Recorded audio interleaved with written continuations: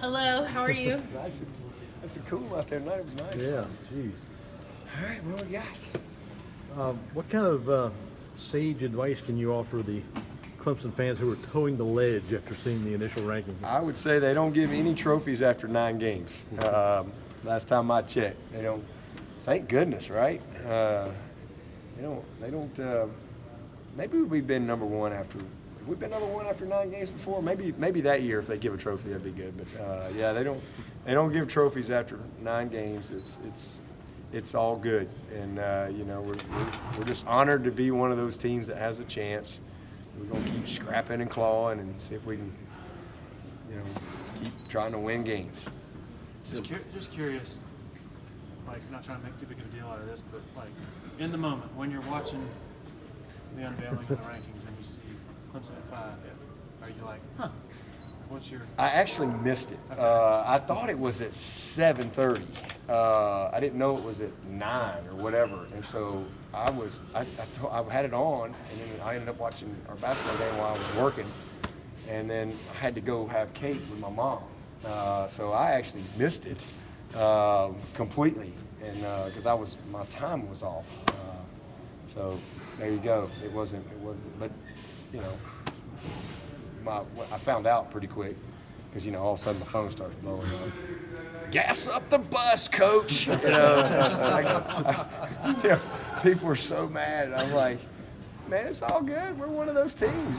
Hey, we're in the mix. We just got to keep winning, and hopefully we'll scratch and claw. And only got one spot to go to get in there. So hopefully we can play well enough. And we got a lot of ball left. Hopefully we have 4 more games, and that's going to be, you get what you earn. You get 12, and you got to earn anything after that. And you can't win 12 till you win 10. So we're just trying to, what's the old barbershop mentality, right? One at a time, and just see if we can play well this week against NC State and find a way to win.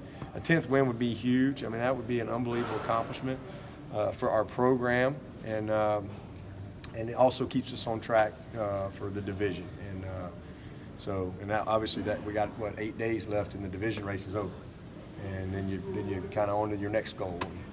So, and all the rest of that stuff will take care of itself. So I would say rest easy and just enjoy the journey. And again, they don't give those trophies out after 9 games. Is it one of those things where they know? Yeah. These guys know. I don't have to say anything. I mean, and again, we're a team that's got a chance. We're one of those teams, and there's a lot of ball left to be played. So it's not worth getting worked up about. We need to focus on beating NC State. That's all we need to worry about. Because if you go lose to NC State, none of it matters. We're in playoff football. I mean, everybody wants to expand the playoffs. If you expanded the playoffs and there were 8 or 10 teams, well, then this game isn't as big a deal this week. Then you start, well, they lost that game. That's okay. They're still one of the better teams. Just had a bad day. No, we don't have that luxury. This is a huge, monstrous game. And guess what? Next week, monstrous. And the next week, monstrous. And the next week, monstrous.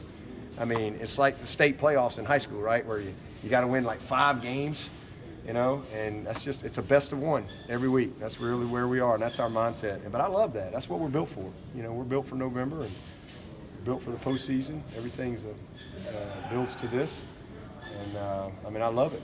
A lot on the line every week.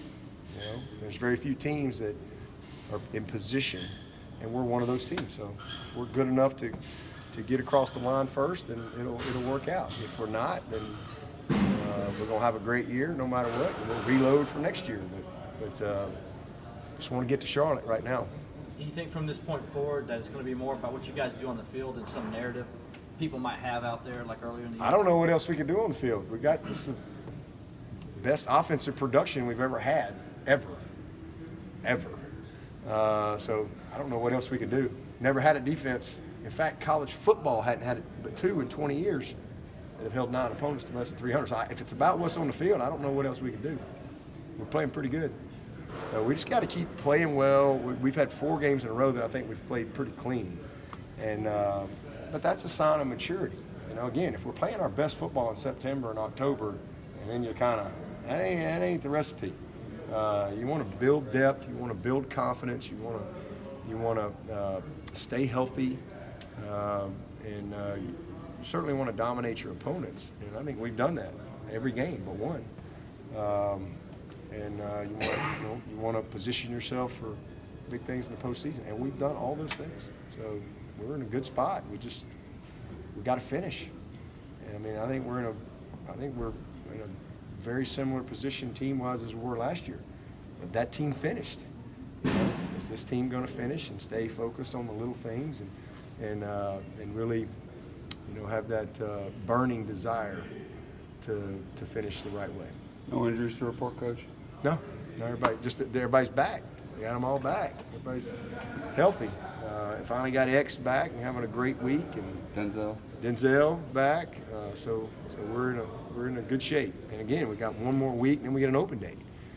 I haven't had that in a while. I can't remember having an open date that late in the season, so that sets up pretty good too. So I like our schedule.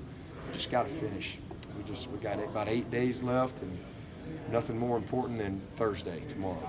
Scott and I were talking, which is dangerous, but we were saying if we're Dave Doran, it's flea flickers and halfback passes and quarterback receptions. Well, that'd just be business as usual And that because makes they do them all dangerous. that. Yeah. They have all that, and they call all that. It's unbelievable. They really do. I mean, you can break them down. They've got every gadget in the book, and it's stressful because you don't, you know, they call it. I mean, you know, a lot of teams go out and practice. We got all kinds of stuff we practice, but we don't always call it. We don't always need to call it, you know. But we got it. We got it. So you never know. But we might run that triple-double reverse pitch back, throw back pass. So no, they do. They put a lot of stress on you because they've got them all: flea flickers, double passes, reverse pitch back to the quarterback passes, halfback pass. They have all that stuff. They ran 2 flea flickers in the first half last week, didn't they? Yeah. Coach, watching the Wofford game again on some of those runs by Travis, real good blocks by the receivers down the field. Is this about as well as any group of receivers you've had in terms of blocking? No question, and that's something we take a lot of pride in is blocking at the second level, and I hold these guys. I mean, that's obviously my expertise, if you will, and I take a lot of pride in that. You're not going to play if you don't block, and that's just something that these guys, but probably this guy that's had as good a year blocking as anybody's T. Higgins, and it's amazing how those things go hand in hand, you know. And he's such a complete player. That's what we talk about all the time: being a complete player. Be great without the ball, and you know when you got it back like we got, second level blocks are massive plays, you know. Because, you know, you get those first level blocks, and that's great, and he's going to run through a little smoke along the way. But when you really are relentless on the second level with a guy like Etienne, you get massive plays. Because it doesn't take much. And so it just takes some effort and a little technique and a little, like I said, a little want to. And those guys have done a great job. They have blocked really, really well. All of them. Really pleased with that receiver group.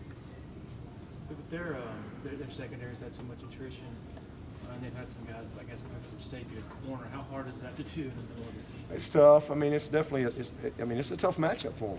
There ain't no doubt about that. I mean, these guys are going to be a tough matchup for anybody. It doesn't matter if you play corner every day of your life. I mean, T and these guys they're tough. They're tough, and you know, it's my job to have them ready to play at a high level. And you know, whoever we play this week and any week, I mean, they should be a handful, and it should always be tough, especially with the type of balance we can have. But they had 3 of their best corners hurt, and so they've had some tough injuries. Dave does an awesome job of coaching. Those guys play tough. They play physical, and you know they've moved the guys in those positions that give them the best chance to be successful. And they continue to do what they do. That's the other thing, you know. I mean, he's trying to build his team. And, you know, they're capable of beating us. No question about it. You know, we're going to have to go play well. But I do think that's a good matchup. But those guys are good players. And, you know, sometimes you have guys that have to play out of position. We had to do that with Christian Wilkins, you know. D tackle had to go play D end. Sometimes that's just what you have to do. But it starts up front with them. They got a pretty good group up front. They do a nice job. They have 29 in there and 1 on the end and 92. I mean, they're good football players and again, got a good scheme that creates some problems. Very few people have run the ball on them. I know Boston College, you know, had a day and had some unique things, but you know, we just got to go up and try to execute at a high level, regardless of who's out there. When you see that Boston College is bookended, I guess sandwiched your game with massive production on offense before and after, does it even make that what you guys did against them more? Probably. I mean, we played a great game, and you know, they're a good team, and I think they're an incredibly well coached team. Losing their quarterback really hurt them, and the fact that they've still been able to find ways to win, you know, is awesome. I mean, I think it speaks to Adazio and his grit, and just, you know, personality, and how those guys believe and respond, you know, because they've had to kind of do some things differently than probably they would have done if they'd had the other kid in there. So, you know, they're tough. They're a tough out. They're a tough bunch. And really, anybody that you play in this league is you know, it can beat anybody. You know, so. You know, we probably won't have as many this year. We have 10, 11 last year, 10 the year before, 11 the year before that. Go to postseason, winning records and bowls, and do well in postseason. So probably won't have as many this year. But if you're one of those top 9 or 10 teams, I mean, you better show up and play. And BC is definitely in that mix. Anybody else? All right. Thanks, Coach. Appreciate it, Coach. Thank you, Coach.